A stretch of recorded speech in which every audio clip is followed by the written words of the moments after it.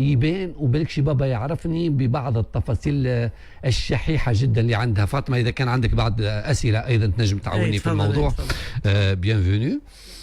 Donc, je viens de traduire que vous êtes ici pour chercher ton père biologique. Exactement. Et ici, on comprend l'histoire dès le début.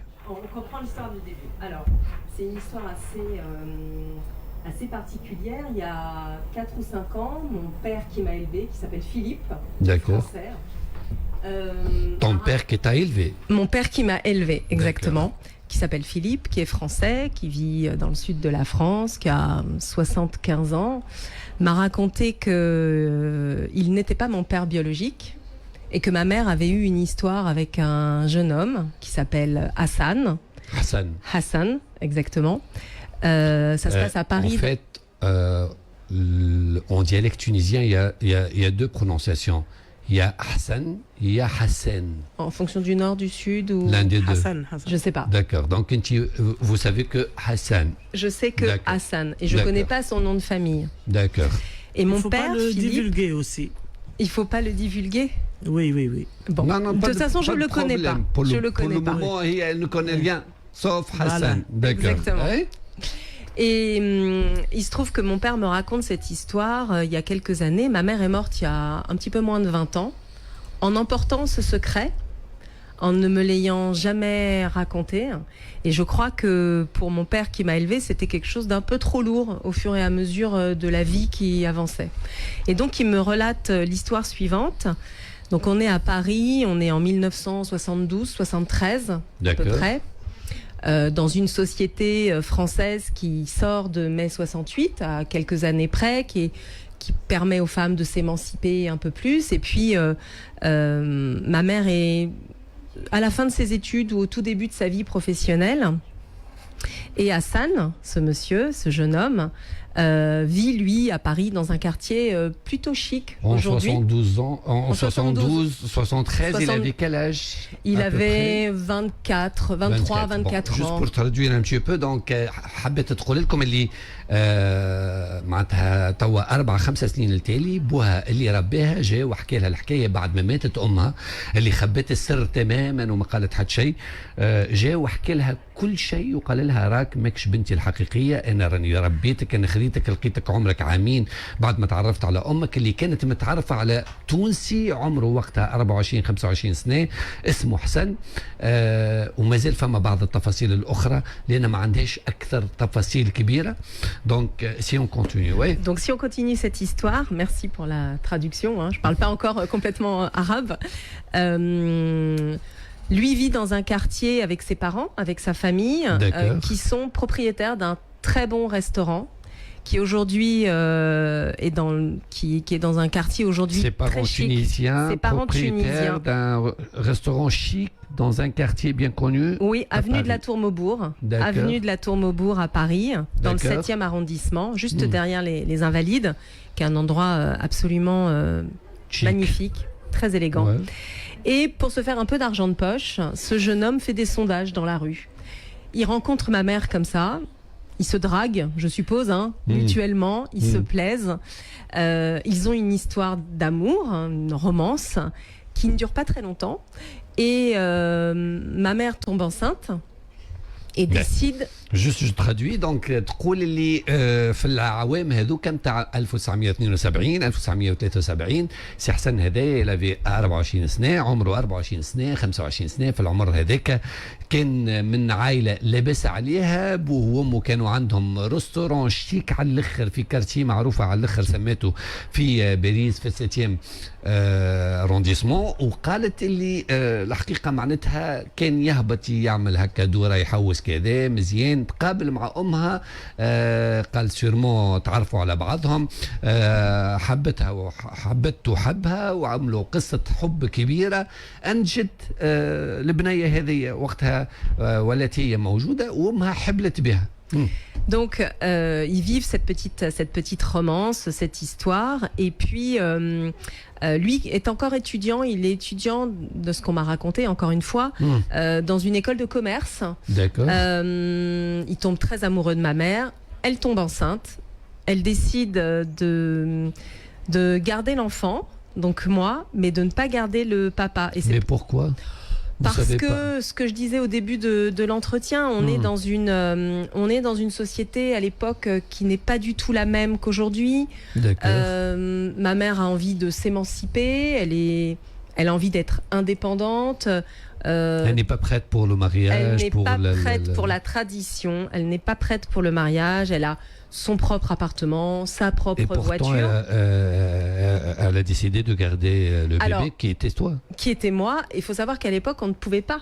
L'IVG, la loi sur l'IVG en France n'était pas passée. D'accord. La loi est arrivée en 75. D'accord. Donc de toute façon, soit elle était dans l'illégalité, soit elle avait vraiment envie de garder ce bébé et de l'élever seule ou avec sa famille, avec ses parents. Donc elle a pris la décision de ne pas continuer avec votre père biologique et de garder le bébé qui était toi. Exactement. D'accord. Donc تقول donc بعد قصة علاقة حب كبيرة بينها وبين أبوها البيولوجي معناتها حبلت أمها ووقتها قررت امها الانفصال خاطر وقتها قالت فرنسا مش كيما توا والعادات والتقاليد والعائله وكذا وقررت باش تستحفظ بها كبيبي ولكن مش باش تكمل في العلاقه مع ابوها بالشكل هذاك وماهيش باش تعرس ابوها donc je nais 9 mois plus tard en 74 en juillet 74 donc il y a 50 ans presque. Je suis élevée par ma mère et puis ce jeune homme, Hassan, cherche absolument à savoir ce que je deviens, qui je suis. Et ma mère avait un caractère très particulier qui lui appartient et elle fait tout pour s'éclipser de et la sortir. Vie de Hassan. Exactement. Donc Hassan ne savait rien. Hassan savait que ta maman était enceinte. Exactement. D'accord. Je ne sais pas si il a essayé de me retrouver, je ne sais pas quelle a été sa vie, j'ai juste eu une indication qui est que, comme je le disais, il était dans une école de commerce. Je pense qu'il a été vraisemblablement assez malheureux de cette rupture. Et pour le consoler, tous les parents qui écoutent l'émission et qui comprennent ce que c'est qu'un enfant qui a un chagrin d'amour font tout pour lui changer les idées, etc. Et dans le cadre de ses études, probablement, il est parti faire un stage au Japon. D'accord. Donc il y a un de Hassan. La France au Japon. Ouais, il y a un Hassan quelque part. Il y a un Hassan tunisien qui a vécu à Paris et après il s'est disparu au Japon. Peut-être que j'ai des petits frères, des petites sœurs japonais. Je suis ta fille, je suis en train de vous chercher. Voilà, c'est exactement ça. C'est trop compliqué. Est-ce donc, que vous, je traduis donc تقول اللي بعد قصة الحب هذه وجات هي أمها قررت انها ولكن رغم هذا أمها كانت عندها كاركتير صعيب شوية وحبت بكل الطرق انها تخرج حسن من حياتها وتخلي حسن ما يعرف حتى شيء ابار انه حسن يعرف اللي المراه اللي حبها حبله منه وخلى عندها بيبي. Et savait qu'il s'agit d'une fille ou d'un garçon. Ouais, une fille. Ah d'accord, il savait donc qu'il s'agit d'une fille. Ben il savait pas juste votre prénom. Une petite question, Zohaïr. Oui. Est-ce que, madame, bonjour. Bonjour. Est-ce que vous avez, justement, est-ce que vous avez une information disant que monsieur Hassan pourrait être résident en Tunisie?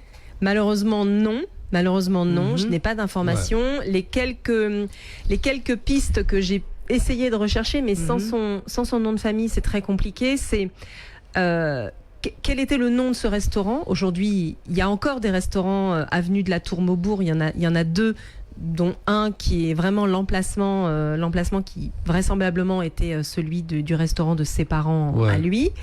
C'est impossible au registre du commerce. Je me suis renseignée de retrouver au moins le nom du restaurant ou le nom des gestionnaires, des gérants, etc. Sans le nom de famille, donc, ça ne marche pas. C'est quelques petits détails, c'est juste ces quelques petits détails que vous avez indices que j'ai pour les dévoiler pour chercher votre papa. Exactement. D'accord. Donc المرأة معناتها ما عندها حتى تفاصيل أبار التفاصيل اللي قلناها. دونك ما نجم يكون القصة هذه يتعرف عليها إلا حسن بيدو وإلا حد حكى له حسن معناتها وحكى له شنو اللي صار باش يقولوا يظهر لي بنتك طلعت في الراديو وهي جايه تقول بالكش بوجهي بالكش ببعض التفاصيل القصيره نتاع احسن en 1973 تعرف على امها هي جات en 1974 يعرف اللي خلى امها حبلة ببنية هما اهله كانوا عندهم ريستوران في كارتيه شيك في 7e arrondissement في باريس هذوما التفاصيل البسيطة جدا justement l'adresse زهير oui. Justement, l'adresse qu'elle a donnée maintenant sur la rue et l'emplacement des deux restaurants, il n'y a que 2. Est-ce que vous n'avez pas eu quand même le courage ou la peine pour aller voir les 2 restaurants? Bien sûr que et justement demander au propriétaire, est-ce que votre commerce, voilà, votre commerce, ça émane d'une... Si, j'y suis allée et personne n'a pu me renseigner parce que je pense que je pense qu'il y a eu plusieurs enseignes, plusieurs restaurants qui ont tourné. Un coup c'était un restaurant japonais, un coup c'était un restaurant italien, un coup c'était un restaurant français. Donc ça tourne et c'est très compliqué. On n'a pas les outils. Moi, j'ai pas les outils aujourd'hui. C'est pas aussi facile de trouver. Mais non, malheureusement. Ouais. Non. D'accord. Et peut-être la question que se pose automatiquement, pourquoi maintenant? Alors, pourquoi maintenant? Tu m'avais dit que vous savez cette vérité depuis 4-5 ans. Depuis 4-5 ans. Alors déjà, il a fallu digérer l'information. Ouais. Parce que je me suis confrontée à une famille... Aujourd'hui, j'ai du côté de ma biologie, on va dire, j'ai plus personne. Mes grands-parents, les parents de ma mère Françoise. Ah, ma mère s'appelle Françoise. C'est une indication supplémentaire. Mes grands-parents sont décédés, bien évidemment. D'accord. Étaient parfaitement au courant puisqu'ils ont vu leur fille enceinte et sans mari, donc ils étaient au courant. Toute ma famille était au courant et il a fallu quand même. Tu n'as pas de tante ni de. Non, ils sont tous décédés. Vraiment, j'ai plus personne moi de ce côté-ci. Et pourquoi maintenant? Alors, il a fallu digérer le truc. Au bout, c'est quand même une claque. C'est pas aussi facile. Non, c'est pas facile de se dire qu'en fait, on a vécu après dans un 40 mensonge. Ans ou 45 ans. Ouais. Après 45 ans, découvrir vous savez la vérité que ton vrai papa n'est pas le vrai. Exactement, on voit que ça que dans les films en fait, dans la vie réelle, quand on est confronté et qu'on vit cette expérience, on se dit c'est quoi ce bordel? C'est choquant. C'est quoi pourquoi on m'a menti et pourquoi cette histoire? Pourquoi on ne m'a rien dit? Donc ça re-questionne la surtout confiance. Surtout que ta maman n'est plus. Oui, ma maman n'est plus là. Pourquoi ne me l'a-t-elle pas dit?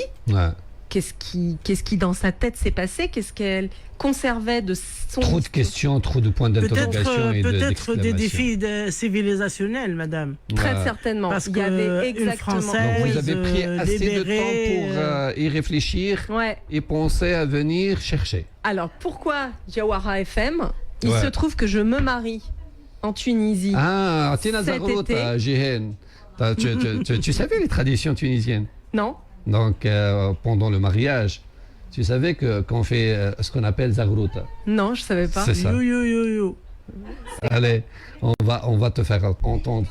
Ben, on peut continuer en attendant que le... Oui, je me suis dit, j'ai toujours été donc vous allez se marier. Je vais me marier ici à Sousse. Je me marie à Sousse, enfin à côté, à Tounza. Ah, d'accord.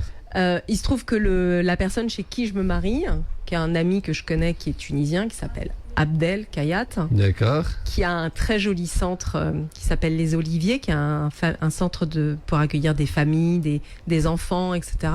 Me dit, mais il faut que tu passes chez Jawara, ton histoire, elle n'est pas possible, etc. Et on a été mis en contact. Il t'a encouragé, quoi. Ouais, il m'a encouragé, il m'a dit, écoute, lance cet appel. Ouais.